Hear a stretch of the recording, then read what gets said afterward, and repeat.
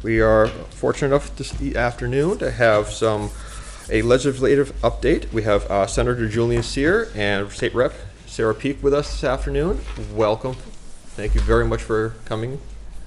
And the floor, I'm going to hand over to you. Thank you so much, Mr. Chairman. Julian Cyr, State Senator, thrilled to be joined here with Representative Sarah Peake. And we have the distinct honor to represent Chatham and a host of other Lower Cape and Outer Cape communities. And actually, I represent the islands and the Mid Cape and even the little island of Cuttyhunk, which I was on yesterday, which is the last island on the Elizabeth Islands. But really wanted to, I know Representative Peake has been at this for quite some time and has worked really closely with you folks on the board, with your predecessors, with Jill Goldsmith and many of the folks in the town. And as I've come into this role, one thing that I felt really strongly about was making sure that I too, as a state senator, was going before all the boards of selectmen or town councils. So we've done almost all Chatham. Glad to get Chatham in this September. And so wanted to provide an update for you, but really just answer any questions that you folks have. So much of the work that you as the select board does and the town does often has some role from the state, and so many of the decisions and bills that we're asked to make determinations on and deliberate on very much affect the towns and are implemented in many ways by the towns. And so that's sort of the spirit in doing this. And glad to go through a whole host of issues. I don't know, Sarah, if you want to jump in with other introductory remarks, and then we can just keep going on the roadshow. Sure. Thank you for inviting us in. I was joking earlier with the chairman, saying it seems strange to be here without the lieutenant governor in the room. It seemed like this August, every time I turned around, she was here. But the good news is most of the time she had to check with her or listen to what we had to say about things like needing the governor's support to support the community on the Monomoy Wildlife Refuge and all of that. So happy to be here this evening, even if it's in a little more formal dress than when we meet down on the pier or something like that. Julian, I don't know how we want to divide this up. I could give a brief update on the your home rule bills. We made the strategic decision that I would file them. They'd start in the House, and then once we got them through there, they'd go over to the Senate. So since they're sort of on my side of the building, let me begin by giving you the update of what's going on. House 2635, which is an act relative to the boat excise tax revenue for the town of Chatham, that is the one that would allow 100% of the boat excise tax to go into your waterways fund. Good news, it had a hearing. It was referred to the Committee on Revenue. It was heard on the 7th of July. And just last week, the bill was reported out of the Revenue Committee with a favorable ought-to-pass recommendation. And it's currently in the sort of the next stopping place along the legislative pipeline that's called House Bills in Third Reading. And that's sort of where the lawyers take a look at things, and they would call me up with any questions they have. Ted Speliotis from Danvers is the chair of that committee. I'll make sure that I sit down with him actually as early as tomorrow when we're in session and ask him to move the bill out in an expeditious way and get it to the floor for a vote.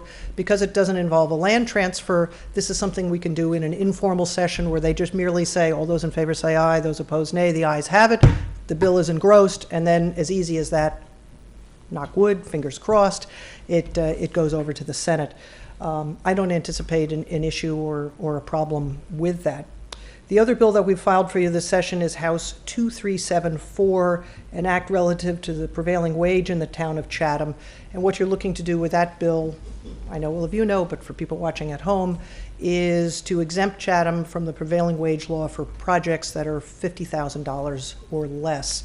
That is before the Committee on Labor and Workforce Development, and as early as yesterday, my notes said awaiting a hearing, but alas, breaking news, a hearing has been scheduled for that October 3rd at 1 p.m. in room B2. You're welcome to come to Boston and testify, but I tell you what, if this evening you decide you want to send a letter in support of the legislation, that would certainly be welcome, and I will be able to deliver that letter and speak with both the House and the Senate chair. I think in your testimony that you submit, please hit on the reasons why this is important for the communities and what the difference in cost is for doing projects subject to the prevailing wage law versus not. I'm thinking back, and I see Frank Messina here, to an earlier prevailing wage bill that I filed that we got through, which would exempt the Marconi Maritime Museum and Center from the prevailing wage bill. And kind of the convincing piece on that was that although it was town-owned land, there was a lease for a period of years. I can't remember, was it 50 or 99 or some 30 years, some long lease. So in effect, the control of the project was relinquished by the municipality over to this nonprofit that was going to be doing the development. The reason I bring this up is, in my experience, the seeking waivers of the prevailing wage law in sort of a blanket way like this, it's somewhat of a heavy lift. In fact, there was a prevailing wage bill that I filed last session for a specific project for the town of Orleans, and it was put into study by the committee.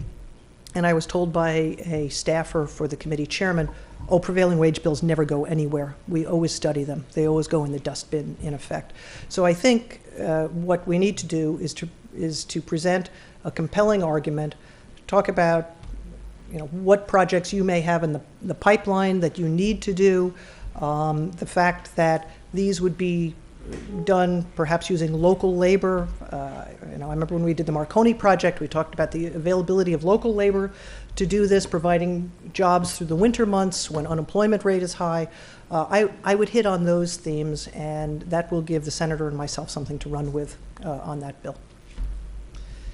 And I think that's what we have as of the moment, until whatever you might send up at the next special or annual town meeting to me. Thank you, Sarah. I think the biggest thing we do every year in the legislature is our budget. So that was signed into law in July. In the budget that Governor Baker signed, there was a number of line item vetoes that were made, particularly to earmarks that are important to Chatham, important to the Cape. There's been we've had, there is a real appetite, and I certainly felt this way, I know Sarah does and many of the delegation, that some of these core local priorities for the Cape should be funded. They were vetoed in what I view in a kind of capricious way. We've now had 2 months of FY18 revenue numbers. The revenue has broadly come in as projected. Last week the House took up overrides of some major, more statewide priorities. We received a lot of correspondence from constituents around the Massachusetts Cultural Council, around homelessness prevention, around the food bank. Those were all taken up by the House. The Senate is going to take up those overrides this week. And then the House is also taking up override, I believe, tomorrow, right. Which the Senate will then do. And then these overrides will be focused on local earmarks. So for Chatham, for an interest for the Cape, I'll let Sarah talk about the homelessness piece. Included $100,000 for the Fire Training Academy. This makes the difference between whether or not Chatham firefighters and volunteers go to Barnstable to train or all the way to Stowe, Massachusetts, but it's almost in Vermont. So.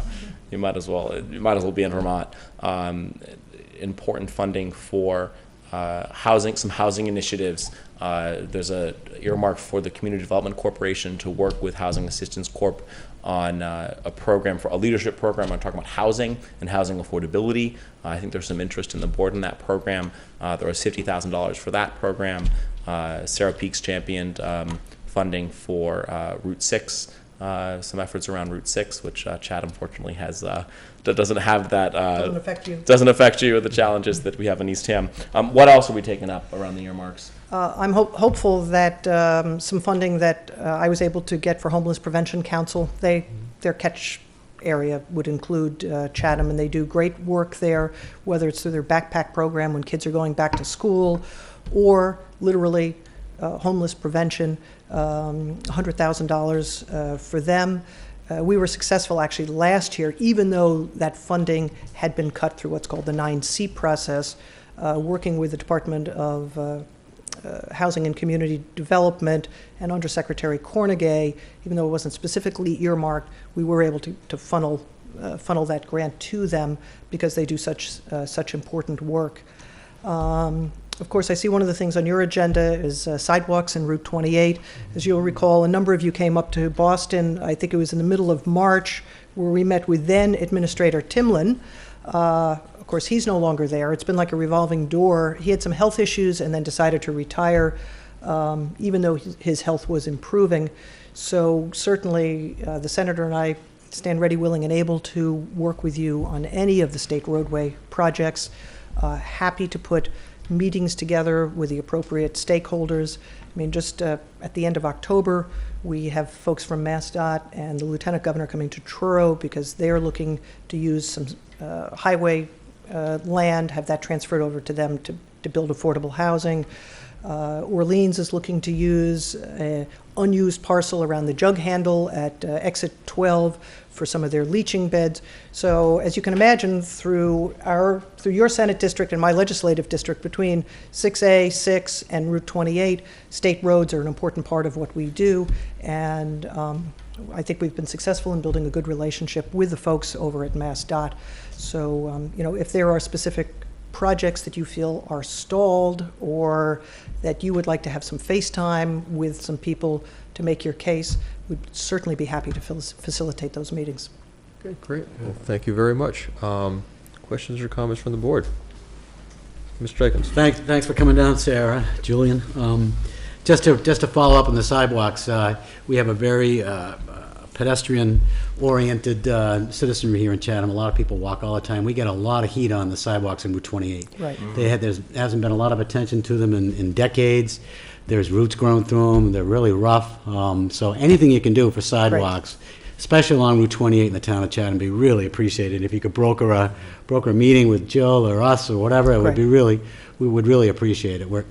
We're taking care of West Chatham, but again, the rest of Route 28 is in pretty sad shape sidewalk. So you're talking about like from the I'm talking from Veterans West Chatham all Memorial, downtown, and then Rotary all the way west, all the way sort of? downtown, all the way through downtown, down by the lighthouse. It's really Great. rough. I get complaints about walkers, wheelchairs, elderly, navigating. It's difficult. Okay. So we get a lot of heat on it.